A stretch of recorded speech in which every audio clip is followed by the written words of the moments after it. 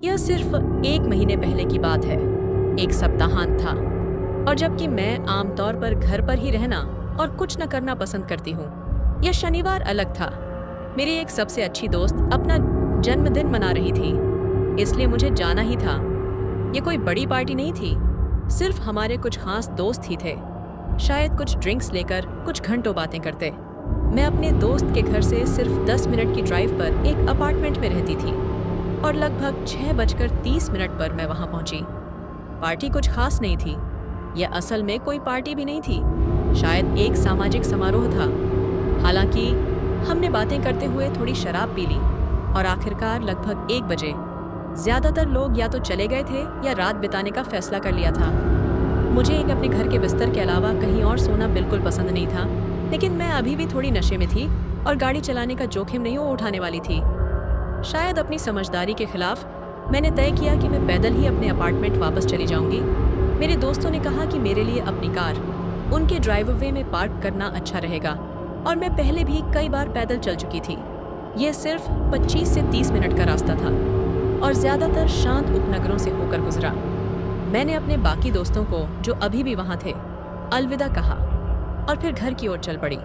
मौसम शांत था और पैदल यात्रा अच्छी तरह शुरू हुई।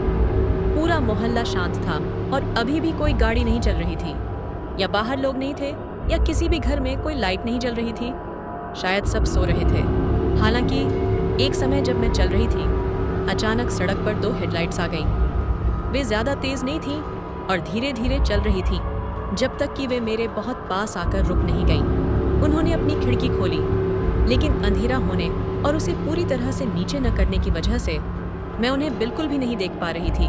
एक आदमी की आवाज़ आई और उसने पूछा कि क्या मैं ठीक हूँ या मुझे कहीं जाने के लिए गाड़ी चाहिए। मैंने कहा कि मैं ठीक हूँ और उसे धन्यवाद दिया और बिना कोई और बातचीत किए वे चले गए। मैंने इस पर ध्यान नहीं दिया। उसकी आवाज़ से लग रहा था कि वो सचमुच जानना चाहता था कि मैं ठीक हूँ या नहीं। मैं उसी सड़क पर चलती रही। कुछ मिनट और बीते और आस पड़ोस पहले जैसा ही शांत था, लेकिन तभी मेरे सामने लगे एक साइन बोर्ड पर मेरे पीछे से रोशनी पड़ी। मैंने मुड़कर देखा तो वही कार सड़क पर उसी रास्ते से आ रही थी जिस रास्ते से वह पहले आया था। हालांकि वह सड़क के किनारे गाड़ी रोककर मेरे पास से गुजरने के बजाय गाड़ी खड़ी कर दी।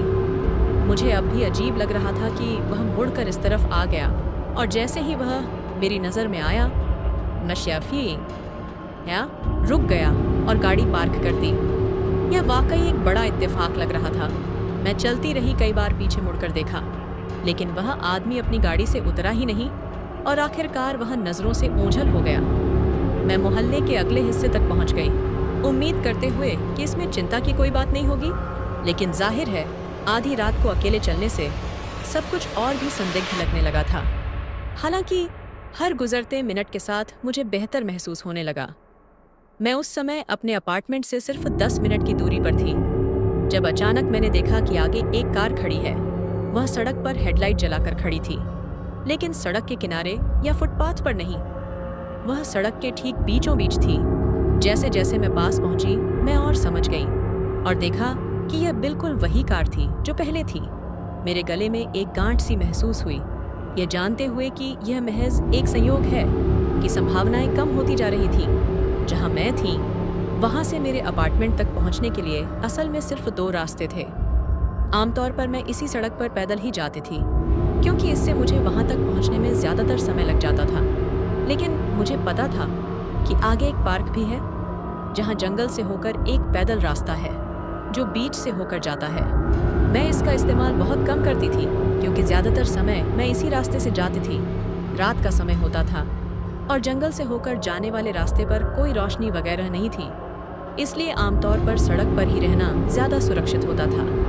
मैं सोच रही थी कि शायद यह एक ऐसा परिदृश्य हो जहां जंगल से होकर जाना कम जोखिम भरा होगा, बजाय उस कार के पास से चलने के जो मुझे साफ देख रही थी। आराम के लिए थोड़ा ज्यादा। हालांकि जैसे जैसे मैं उस जगह के करीब पहुंची जहां मुझे पता था कि रास्ते का प्रवेश द्वार है, मुझे एहसास हुआ कि कार अजीब तरह से उसके पास खड़ी थी, जैसे वे उससे बस थोड़ा ही आगे थे, ताकि मैं कार को पार करने से पहले रास्ते पर पहुंच सकूं। लेकिन यह लगभग बिल्कुल सही लग रहा था। जैसे जैसे मैं करीब आती गई, जितना ज्यादा मैं जंगल से बाहर देखती, उतना ही बेचैनी महसूस करती। मुझे अपने अंतर्मन की आवाज़ सुननी, अब कोई आवाज़ सुननी पड़ी। मैं जंगल के प्रवेश द्वार से आगे कार की ओर बढ़ती रही। जब मैं उसके पास से गुजरी तो मैंने अपनी सांस रोक ली, लेकिन कुछ नहीं हुआ। जब मैं कार के सामने पहुंची, मैंने पीछे मुड़कर देखा और विंडशील्ड से मैंने देखा कि अंदर कोई नहीं था। यह कार जो मेरे पीछे आ रही थी और सड़क के ठीक बीच में अपनी हेडलाइट जलाकर खड़ी थी, खाली थी।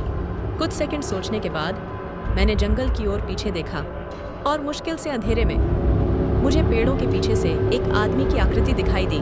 मुझे देख रहा था। मैंने कोई और जोखिम नहीं उठाया। मैं भागने लगी और कुछ ही सेकंड बाद मैंने उस आदमी को अपनी कार में बैठते सुना। भागते हुए मैंने अपना फ़ोन निकाला और शुक्र है कि इससे वह रुक गया होगा, क्योंकि पीछा करने के बजाय उसने यू टर्न लिया और चला गया। मैं घर पहुंचने तक भागती रही। बाद में मैंने पुलिस को बताया कि यह अपहरण की कोशिश लग रही थी। यह सब इतना संयोग था कि ऐसा नहीं हो सकता था। यह सोचकर डर लगता है कि अगर मैंने अपनी अंतरात्मा की आवाज़ नहीं सुनी होती और जंगल में से निकलने का स्पष्ट विकल्प नहीं चुना होता, तो मैं उस आदमी के जाल में पूरी तरह फंस जाती। वह वहाँ मेरे ठीक यही करने का इंतज़ार कर रहा था। रात में उसके साथ जंगल में होने से मेरे पास बचने का कोई मौका नहीं बचता। अभी सिर्फ 1 महीना ही बीता है और सिर्फ उसकी कार और उसकी आवाज़ के विवरण के आधार पर यह नामुमकिन है कि वे कभी किसी को पकड़ पाएंगे या दोषी ठहरा पाएंगे। ऐसे ही और भी वीडियो देखने के लिए हमारे चैनल को सब्सक्राइब करें।